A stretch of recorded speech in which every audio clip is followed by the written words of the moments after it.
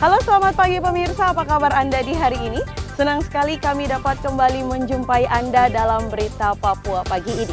Bersama saya Cynthia Delima, sejumlah informasi penting dan menarik telah berhasil dihimpun tim redaksi dan akan kami hadirkan untuk Anda. Berikut 3 di antaranya.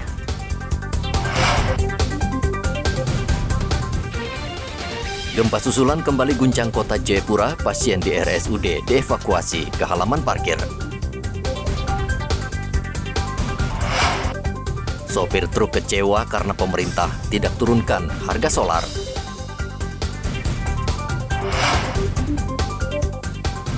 Masih libur akhir tahun, warga Manokwari padati pantai Pasir Putih.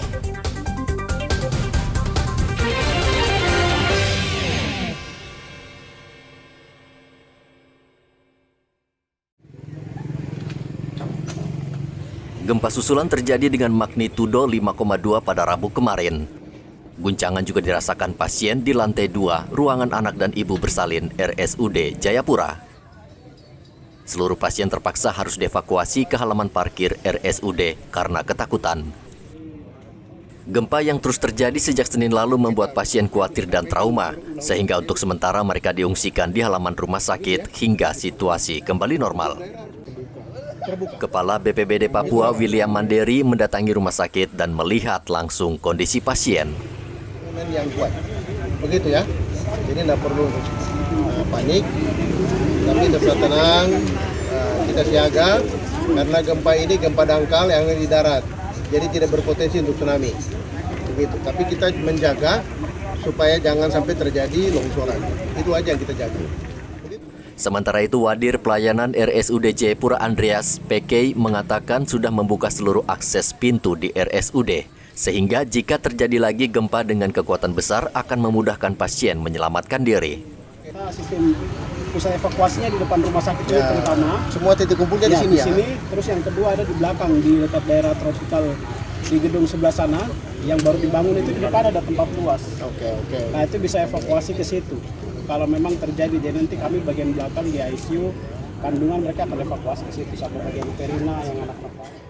Selain di rumah sakit, warga di Dok 9 Pantai Kota Jayapura, Provinsi Papua, juga ketakutan karena dilanda tsunami. Mereka mengungsi ke dataran tinggi seperti di halte Dok 9. Di sana mereka tidur dengan alas seadanya sambil menunggu kejelasan soal potensi tsunami. Semua warga saya suruh mengungsi semua. Nanti makan gampang kita cari, yang penting semua mengungsi. Ya, ada yang di BPN, ada yang di PDNP, ada di Posyandu, ada di masjid. Kalau di gereja kosong. Nah, sehingga tadi ada dari tentara juga datang, saya juga bilang kalau bisa, kalau keamanan seperti ini bisa membantu kami tenda saya, sehingga warga ini bisa tenang, nyaman lah. Karena ada juga yang sakit di dalam rumah, dari rumah kita antar taruh di pos ini karena rumah sakit menolak. Jadi kasihan sekali. Ya saya selaku kota masyarakat, saya lebih milih menyatu dengan masyarakat, jadi lebih baik sama-sama dengan masyarakat. Mau apapun yang terjadi tetap bagaimana mengenalkan masyarakat. Melihat situasi panik, pegawai BMKG Wilayah 5 Jayapura Rahmat meminta warga tenang dan memastikan gempa yang terjadi tidak menimbulkan tsunami. Tetap waspada karena masih ada gempa-gempa susulan juga. Masih ada gempa susulan. Ya, ini masih berlangsung dan masih tetap kami monitor. Jadi juga kalau ada gempa-gempa yang berpotensi dirasakan pun kami juga sebarluaskan ke masyarakat melalui media sosial. BMKG mengungkapkan gempa yang mengguncang Jayapura kali ini berada di koordinat 2,27 lintang selatan dan 140,65 bujur timur dengan jarak 33 km timur laut kota Jayapura. Arthur melaporkan dari kota Jayapura, Papua.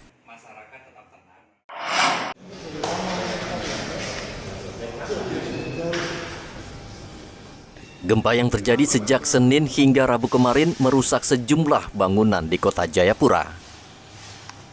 Wali Kota Jayapura Frans PK memeriksa sejumlah bangunan yang rusak akibat gempa, antara lain kantor Dispenda, di mana bagian dinding retak, serta 4 studio milik bioskop, bagian atapnya jebol dan runtuh. Frans PK meminta manajemen untuk menutup sementara bioskop hingga perbaikan tuntas.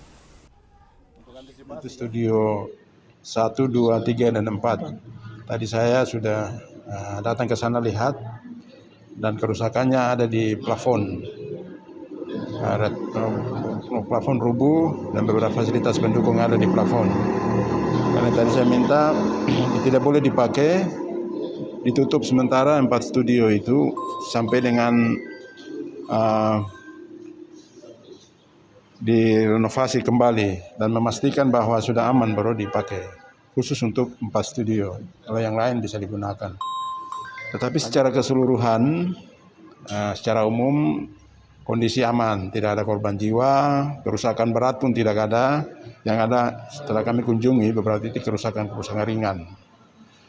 Namun demikian, saya mengimbau kepada seluruh warga masyarakat Kota Jayapura untuk tetap waspada terhadap kemungkinan terjadi gempa susulan. Apakah dalam skala yang kecil ataupun juga skala besar, kita ini bencana. Jadi tetap waspada.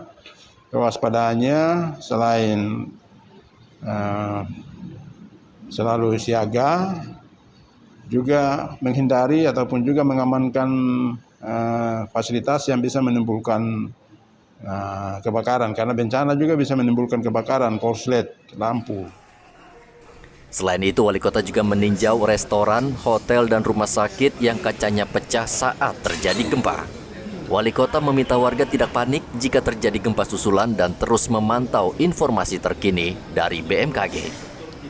Gempa berkekuatan 4,9 skala Richter terjadi di Kota Jayapura sejak Senin lalu. Hasil analisis BMKG, epicenter berada di darat pada koordinat 2,53 lintang selatan, tepatnya pada jarak 14 km arah timur laut Kota Jayapura, pada kedalaman 10 km.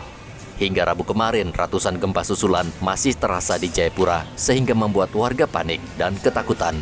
Rian Tonai melaporkan dari Kota Jayapura, Papua.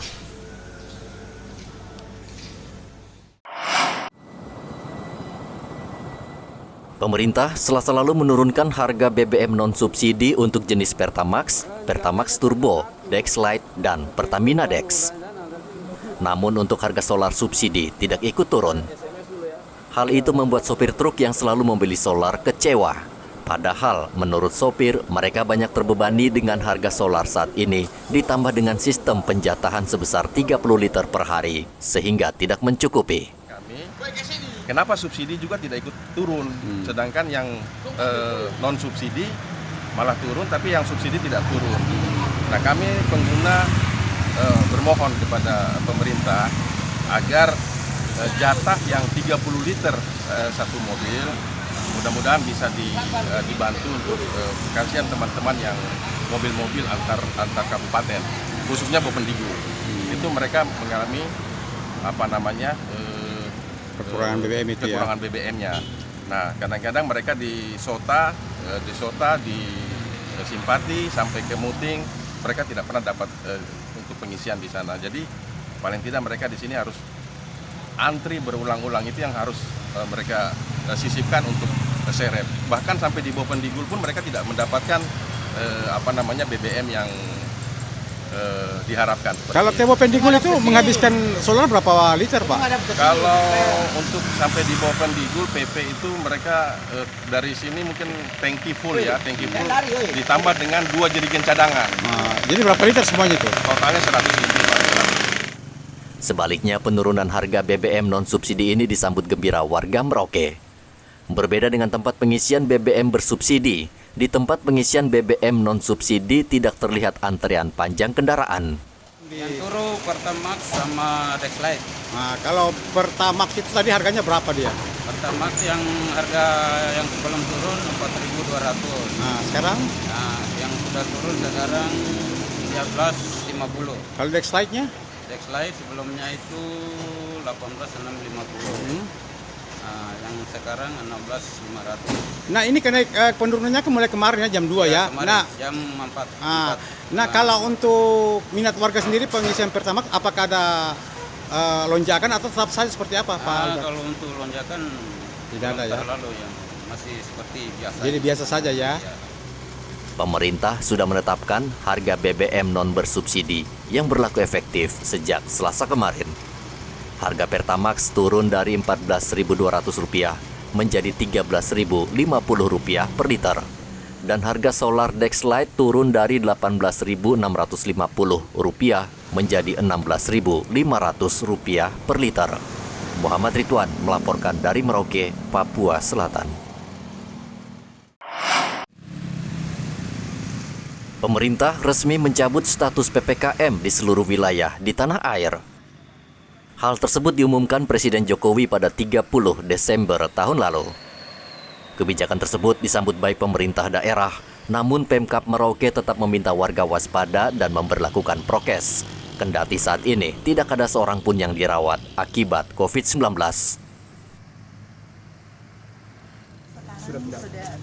Iya, untuk di Merauke sekarang sudah tidak ada pasien COVID. Jadi memang himbauan kita ikuti secara nasional, tetapi di ruangan-ruangan di pelayanan kesehatan kita tetap pakai masker. Indonesia termasuk salah satu negara yang dianggap berhasil mengendalikan pandemi COVID-19. Tingkat perawatan di rumah sakit hanya 4,7% dan angka kematian 2,3%. Jumlah tersebut berada di bawah standar WHO. Kendati demikian, warga tetap diminta menggunakan masker di tempat tertutup dan sebisa mungkin menjaga jarak di pusat-pusat keramaian. Muhammad Ridwan melaporkan dari Merauke, Papua Selatan.